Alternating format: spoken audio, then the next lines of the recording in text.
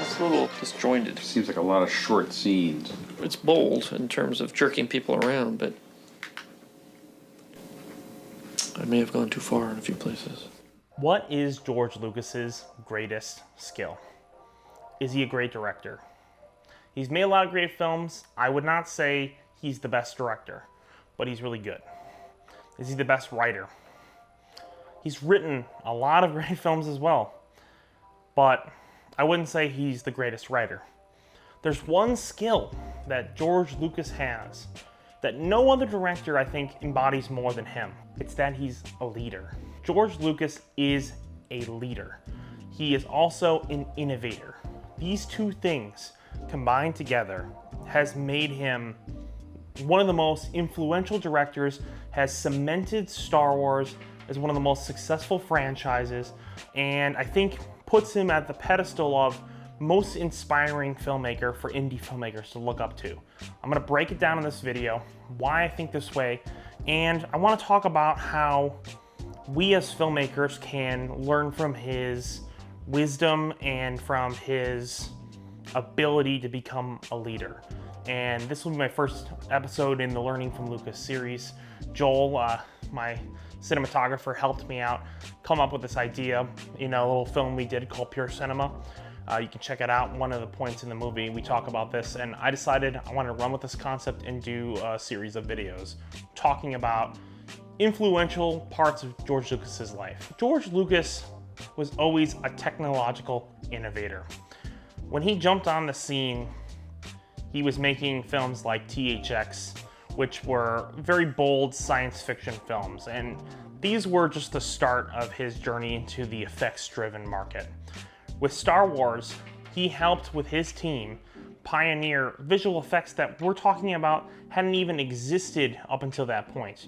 You had films like Jaws, Sorcerer, 2001, A Space Odyssey that had some great practical effects, but definitely were not anywhere near the scope and scale of what Star Wars needed to do. To create and write a script and then to put trust in a renegade group of technological pioneers, George Lucas had to be an innovator. He had to accept people that were outside of the norm, and the people that ended up making what would become ILM, it was really no one else out there that was doing what they were doing at this time.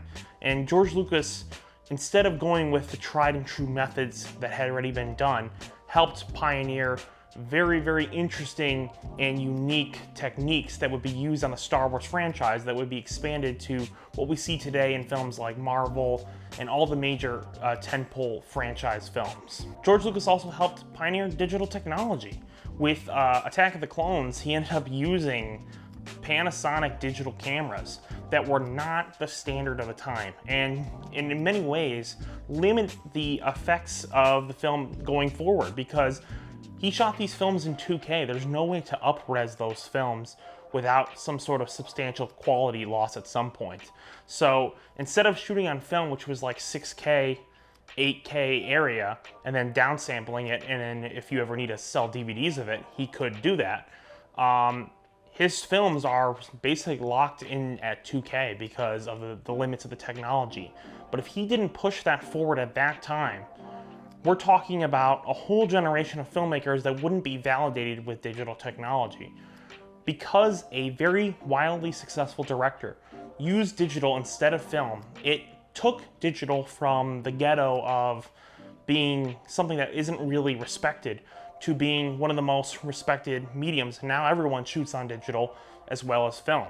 It's synonymous with each other. There's really no you shoot film or you shoot digital. You shoot both nowadays, and in most cases digital is the standard that most people go with because of how cheap it is to shoot digital. Even with non-linear editing software, George Lucas had a big hand in helping invest and create what would be the standard for digital editing, such as Adobe Premiere, Avid. All of these programs sort of learned from what George Lucas helped invest in for when he was making his Star Wars films. So non-linear editing software was another thing that George Lucas helped pioneer. And these are three things that made him a leader in the technological front.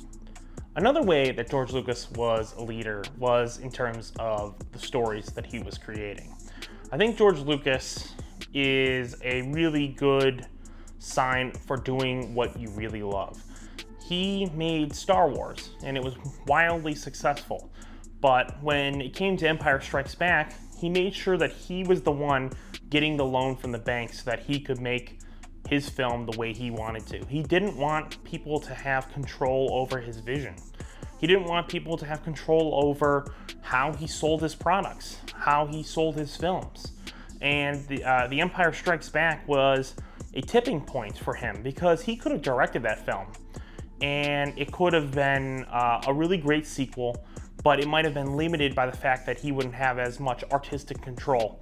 But because he went into the producer role, picked another director he knew would handle it well, it allowed him to elevate the material because he was able to keep his artistic vision while also keeping control of his project. And I think that is one way as a leader, he saw that for his team to be the most successful, he needed to step out of the directing chair and allow himself that creative freedom to focus on getting the money and getting all the talent together to make his film. George Lucas also looked at the industry a very interesting way.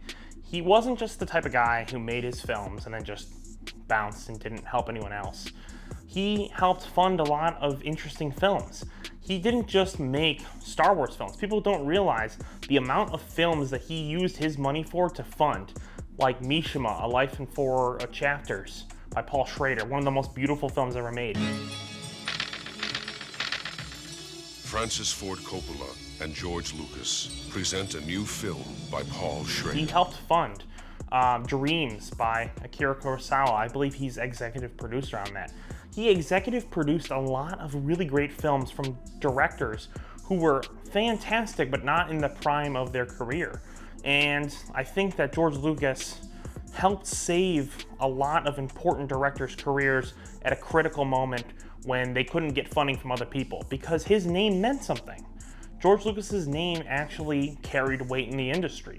And I think he, as a leader, decided to help fund other people that were, at the time, maybe below him in terms of their current status, but were fantastic directors.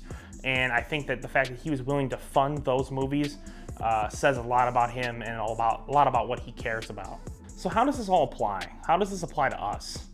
As filmmakers, I think we need to be innovating.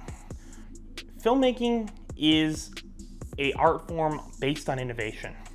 And one thing I have to admit that I haven't seen a lot from a lot of folk filmmakers is innovation and being a leader. I've always tried to pride myself on being as forward-thinking and as up-to-date and trying to lead us into what I think will be the next great film revolution. And for me, that's folk filmmaking. I came up with the idea of like, let's get everyone together on a playlist and let's all distribute our films on YouTube and we'll all help promote each other's work. And I think that's gone a long way and that's really helped. I also thought about like, hey, we can use copywritten music on YouTube because YouTube allows this little loophole. That's another way I was trying to innovate different ideas. And I think everyone in this movement should be thinking of ideas like this. How can we level up? Is there ways that we can do premieres with each other? Is there ways we can meet up? We're doing a folk filmmaking meetup. That is another innovation in and of itself. So finding these little innovations is one way that we as filmmakers can help lead. And then in general, I think we need to start taking a leadership role when it comes to helping other people out, helping them get into this filmmaking career.